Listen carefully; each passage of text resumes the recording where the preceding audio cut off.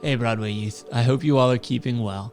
I have a quick encouragement for you today, and I want to expand on something that one of our guest speakers brought up a few weeks ago. I had one of my friends, Lyndon Plett, come in to explain worship to us, and he did a really cool job of breaking that down. If you haven't had a chance to watch it yet, I recommend it. He's a wise guy. He had some cool things to say. And another cool thing he brought up was a tattoo that he got, and it was actually a quote that a friend of his said. Can you imagine saying something and then someone else tattooing it on their body for the rest of their life? I've actually had that happen to me, and it wasn't even like a wise or helpful thing that I said. If you want to hear that story, ask me sometime and I will tell you. But this story was a little bit different. Lyndon asked one of his friends, Tim, if the question, what would Jesus do, is a good question to ask when deciding what choices to make. And his friend Tim, who is his pastor, said to him, a better question would be, what has Jesus done? And we've talked about this a little bit when reading the Bible. For instance, we've talked about the story of Jesus feeding thousands of people with 5 loaves and 2 fish. And one thing that we talked about was that our place in the story isn't necessarily the place of Jesus. If I read the story about Jesus taking 5 loaves of bread and 2 fish and feeding thousands of people, and I say, I've got to be Jesus in that story, that to me feels impossible. Or maybe I want to apply it in a slightly different way and say, well, my job is to take the little people give to me and multiply it and do something amazing with it. And even that sounds really challenging. But when we view ourselves as maybe one of the other characters in the story, like the boy who brought his lunch, 5 loaves and 2 fish, and brought the little he had to Jesus, trusting that he was good and that he would do more with that little than that boy could on his own, and something beautiful happened, well, that makes a lot more sense. I can bring the little I have to Jesus because this story shows me that Jesus is good. It's what Jesus has done. Or maybe I can see myself as one of those members of the crowd, as one of many people who are saying, I'm hungry, I need help. And what Jesus did was make a way for them and provide. So when I find myself in a spot where I need help, what Jesus has done is help people like me before.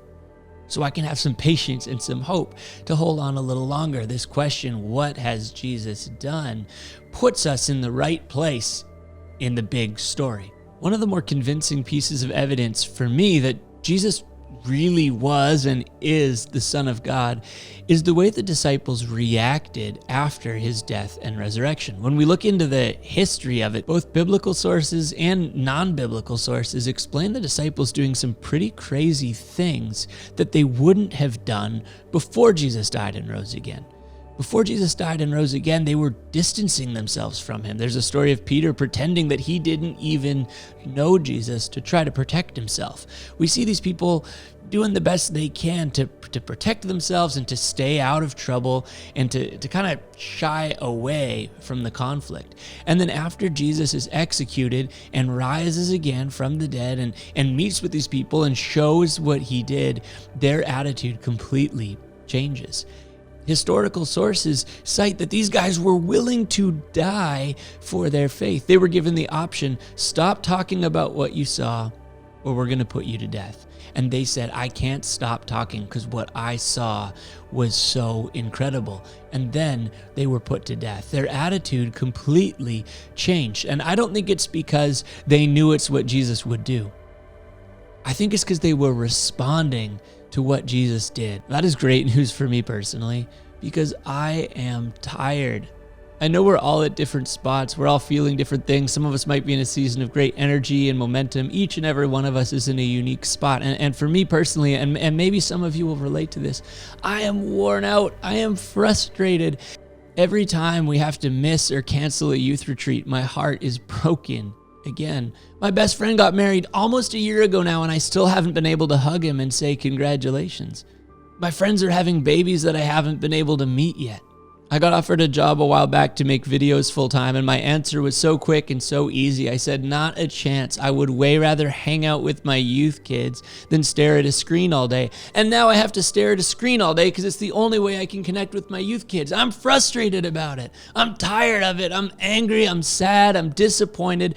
I don't have the energy right now to be Jesus. And realistically, I've never had the energy or the strength to be Jesus. But I'm a whole lot more aware of it right now. If I ask myself the question in the midst of my frustration right now is being separated from the people who matter most to me, from you guys, from my friends, from my family. If I ask myself the question in the midst of that, what would Jesus do? The answer I come up with is accept it, come to peace with it, keep doing miracles. And that just feels so unattainable for me. But when I ask myself the question, what has Jesus done? I remember that he actually said, blessed are those who mourn. That he sat down and spent time with people like me who said, Jesus, I don't have what it takes. I remember that he died so that sin would have no power over my eternity. I remember that he rose again and promised to set everything right forever.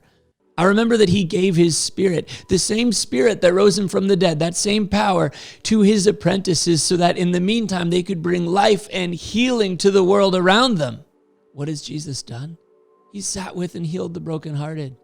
He's carried people's burdens. He's paid our debts. He's given us the opportunity to join him in renewing this earth.